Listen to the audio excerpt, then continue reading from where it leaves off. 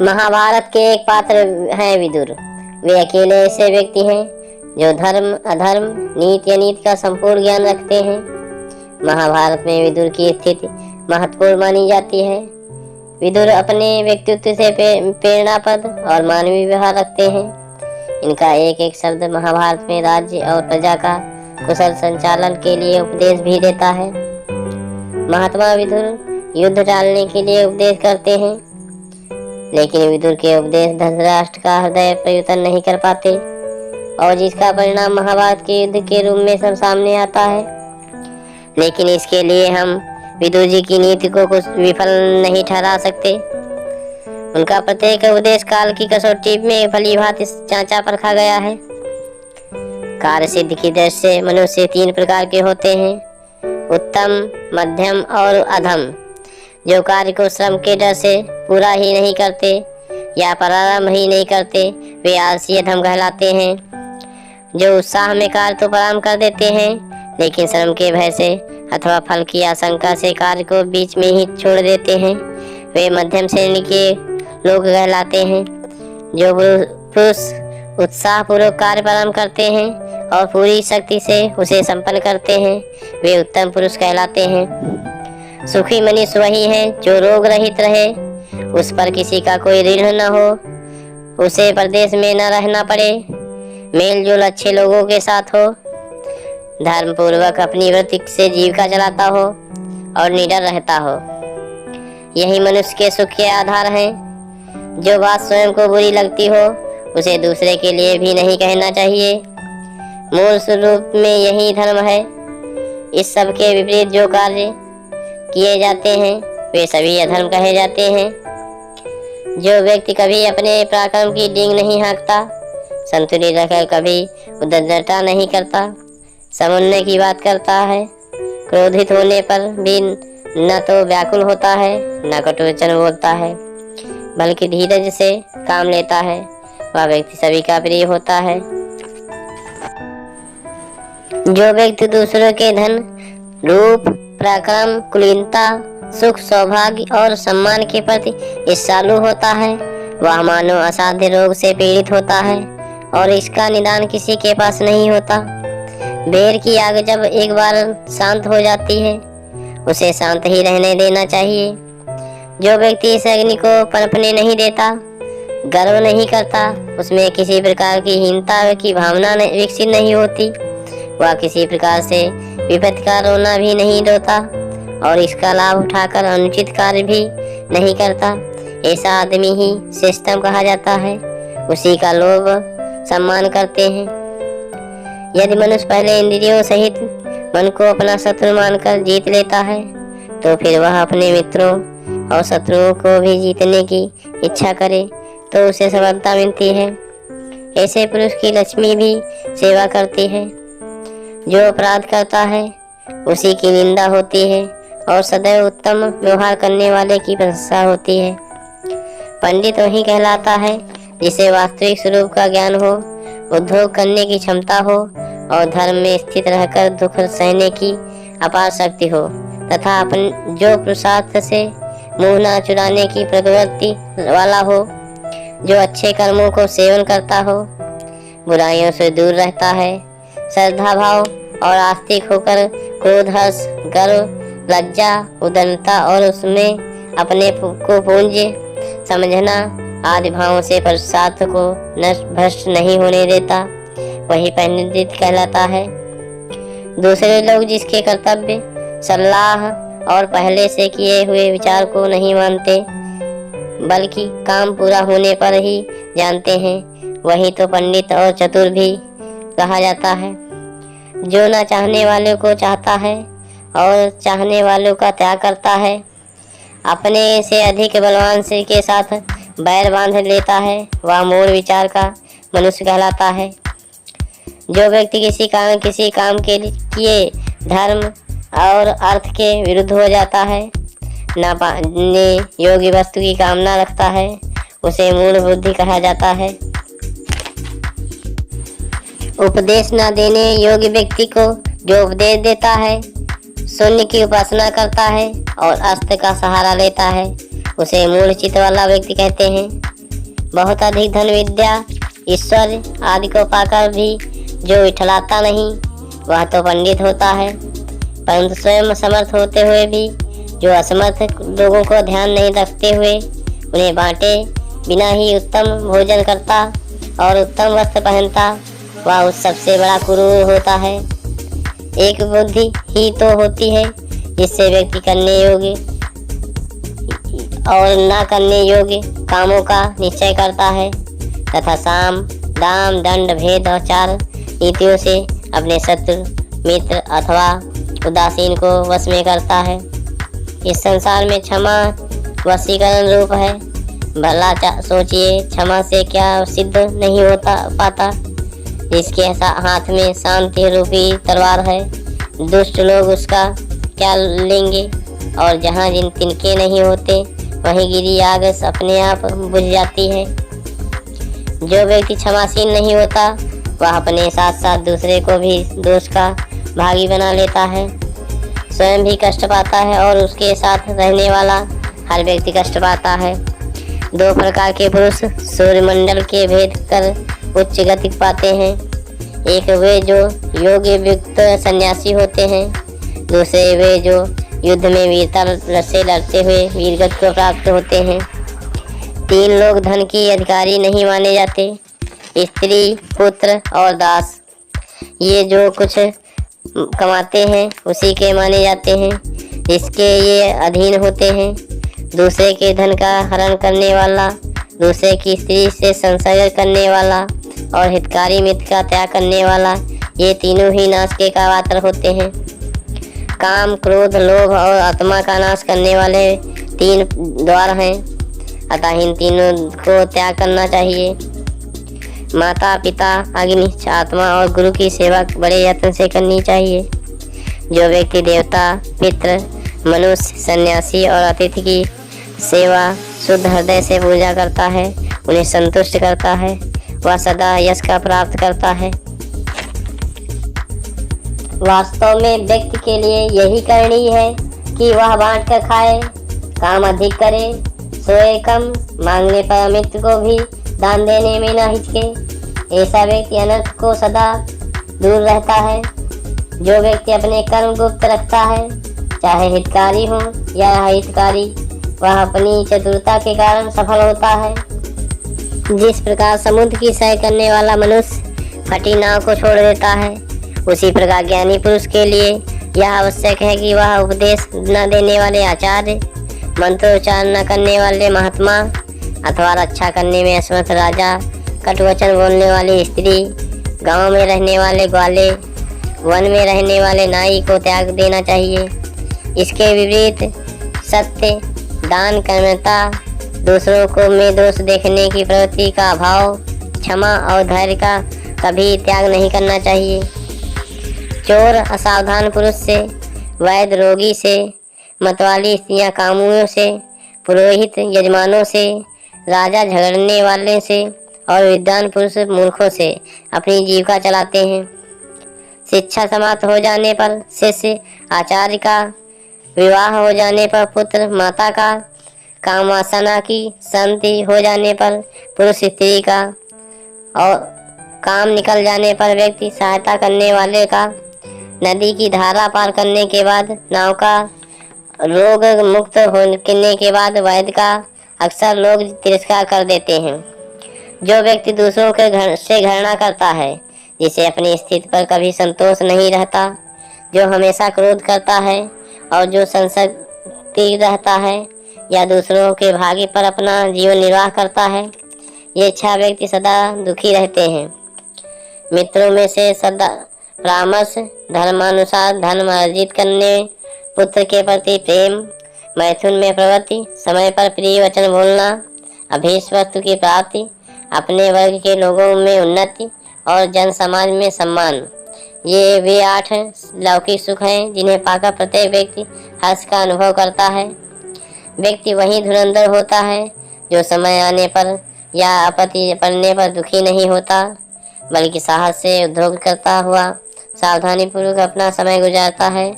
समय पर दुख सहने से तो व्यक्ति के शत्रु भी पराजित हो जाते हैं। जो व्यक्ति कष्ट नहीं सह पाता वह कमजोर होता है, उसे दूसरे पे आश्रित रहना पड़ता है और अपमानित भी होना पड़ता है। सत्य व्यक्ति का सबसे बड़ा आधार है। दूसरों का आदर देना मानवीयता का सबसे बड़ा लक्षण है। सत्कर्म करने में व्यक्ति को खुला तथा दुष्कर्म करने में संकोची व्यक्ति श्रेष्ठ कहलाता है। जो न स्वयं किसी से जीता गया हो, जिसने किसी को जीतने की इच्छा भी न की हो, न किसी से उसका बैर हो और न कभी दूसरे के चोट पहुंचाने का प्रयास किया हो, निंदा और प्रशंसा में जो समान भाव से आचरण करता हो, ऐसा व्यक्ति हर्ष और शोक से परे हो जाता है। बुद्धि से मनुष्य अपने भय को दूर करता है, तप से महान पद प्राप्त करता है, गुरु सेवा से ज्ञान और योग से शांति को प्राप्त करता है। अभिमान सबसे भयानक नाश का कारण होता है। कहा गया है कि बुढ़ापा रूप का, आभा धैर्य का और काम लज्जा का, क्रोध लक्ष्मी का नाश करता है। इसी प्रकार अभिमान व्यक्ति का सर्वस्व नाश कर देती है। यह संसार भी विविध रंग वाला है और क्रिया व व्यापार वाला है। इनमें कोई मनुष्य दान से प्रिय होता है, कोई प्रिय वचन बोलने से, कोई मात्र औषध बल से प्रिय होता है, किंतु जो वास्तव में प्रिय है वह सर्वप्रिय होता है। जो वृद्धि भविष्य में नाश का कारण बने उसे अधिक महत्व नहीं देना चाहिए और जिससे आगे चलकर अभ्युदय हो वैसे क्षय का भी आदर करना चाहिए। जो अधिक गुणों से संपन्न और नम्र स्वभाव वाले हैं वे प्राणियों पर अत्याचार होते देखकर चुप नहीं रह सकते, परंतु जो लोग सदा दूसरों की निंदा करने में ही लगे रहते हैं, दूसरों को दुख देने और आपस में फूट डालवाने में गौरव अनुभव करते हैं, ऐसे लोगों को दो दर्शन भी नहीं करने चाहिए। न ऐसे लोगों से धन लेना चाहिए और न ही उन्हें धन देना चाहिए। जो पुरुष अपने परिवार के लोगों का सत्कार करता है। मद 3 प्रकार के होते हैं, उच्च कुल का मद, धन और शक्ति का मद तथा विद्या का मद। घमंडी पुरुषों के लिए तो ये मद है, जबकि सज्जनों के लिए धन का साधन है। अच्छे वस्त्र वाला किसी भी सभा में अपना प्रभाव जमा लेता है। जिसके पास गौ है वह मीठे स्वाद की अपेक्षा में जीत लेता है। समाधि से चलने वाला मार्ग को जीत लेता है, पर शीलवान पुरुष सब पर विजय पा लेता है। दरिद्र के पेट में लक्कड़ भी पच जाता है, जबकि धनियों को प्रायः भोजन करने की शक्ति ही नहीं होती। इसी प्रकार एक दूसरा पक्ष भी है। अधम पुरुषों के सामने जीविका का भय होता है, मध्यम श्रेणी के पुरुष मृत्यु से डरते हैं, जबकि उत्तम पुरुषों को अपमान का ही महान भय होता है। बच्चन रूपी बाण मुंह से निकलकर दूसरों के धर्म चोट करते हैं, उनसे आहत मनुष्य 7 दिन घोलता रहता है। इसीलिए विद्वान पुरुष के लिए कहा गया है कि वे दूसरों पर इसका प्रयोग न करें। धैर्य धारण, मन निग्रह और सत्य धर्म का पालन ही मनुष्य का पहला कर्तव्य है। पुरुष को चाहिए कि वह मन की सारी गांठें खोलकर प्रिय और अप्रिय को अपनी आत्मा के समान समझे। दूसरों से अभद्र गाली सुनकर भी प्रत्युत्तर से उनसे भद्रता का ही व्यवहार करे, क्योंकि सब क्षमा कर देने वाले को रोका हुआ क्रोध सम्मुख गाली देने वाले को जला डालता है, उसके पुण्य भी ले लेता है। बड़े बूढ़ों की सेवा करता है, उसका सदा ही कल्याण होता है। अपने जाति भाइयों के साथ विरोध भी तो कभी करना ही नहीं चाहिए, क्योंकि जाति भाई यदि सदाचारी होते हैं तो नाव को किनारे लगा देते हैं, यदि दुराचारी होते हैं तो डुबो भी देते हैं। बड़े बड़े कुशल विद्वानों के द्वारा दिया गया ज्ञान का उपदेश भी व्यर्थ हो जाता है, यदि उसमें से ज्ञान। जो विद्वान पुरुष पाप कर्मों को नहीं करता वह सदा ही आगे बढ़ता है, परंतु जो व्यक्ति पहले किए गए पापों के विषय में विचार न करके पुनः उन्हीं को करता है, वह बहुत भरे हुए कीचड़ के नरक में गिराया जाता है। बुद्धिमान व्यक्ति के मंत्रभेद के इन 6 द्वारों का जानना चाहिए और धन की रक्षा करने के लिए इन्हें सदा बंद रखना चाहिए। ये इच्छा द्वारा है नशे का सेवन, निद्रा, आवश्यक बातों की जानकारी न रखना, अपने नेत्र, मुख आदि का विकार, दुष्ट मंत्रियों पर विश्वास और मुख दूत पर भी भरोसा रखना।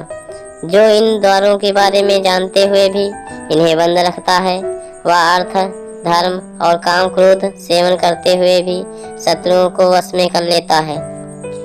जो व्यक्ति किसी को सुनता नहीं, उससे कही हुई बात उसी प्रकार नष्ट हो जाती है जिस प्रकार समुद्र में गिरी हुई वस्तु। बुद्धि पुरुष के चाहिए कि वह स्वयं देखकर, दूसरों से सुनकर तथा अपनी बुद्धि विचार करके ही विद्वान से मित्रता करे। विनय भाव से अपयश का नाश होता है, पराक्रम से अनर्थ का, क्षमा से क्रोध का और सदाचार से कुलक्षण का अंत हो जाता है। जो व्यक्ति विद्वानों की सेवा करता है, वैद्य, धार्मिक, सुंदर, मित्र रखने वाला तथा मीठा बोलने वाला हो, ऐसे व्यक्ति को की तो सदैव ही रक्षा करने की चाहिए। मर्यादा का उल्लंघन करने वाला, कोमल स्वभाव वाला तथा लज्जाशील पुरुष सैकड़ों कुलीनों से बड़ा माना जाता है। विद्वान पुरुष को अभिमानी, क्रोध मूर्ख, साहसिक और धर्महीन पुरुष के साथ मित्रता नहीं रखनी चाहिए, कि मित्र तो वही है जो कृतज्ञ, धार्मिक, सत्य बोलने वाला, उदार, बहुत अधिक प्रेम करने वाला, मर्यादा में रहने वाला और सदा ही मित्रता को निभाने वाला हो। जो व्यक्ति अन्याय के द्वारा नष्ट हुए धन को अपनी बुद्धि से सोच विचार कर सही नीति का निर्धारण करते हुए दोबारा वापस लाने की क्षमता रखता है, वह वीर पुरुष कहलाता है। जो पुरुष आगे आने वाले दुखों को समय रहते रोक सकता है, वर्तमान काल में अपने सभी कर्तव्यों का दृढ़ता से पालन करता है तथा भविष्य में उसे जो कार्य करने हैं उनके लिए पहले से ही सचेत रहता है, ऐसा पुरुष कभी भी अर्थ से खाली नहीं होता। शुद्ध मन, वचन, कर्म से किए गए कार्य सदा ही कल्याणकारी होते हैं।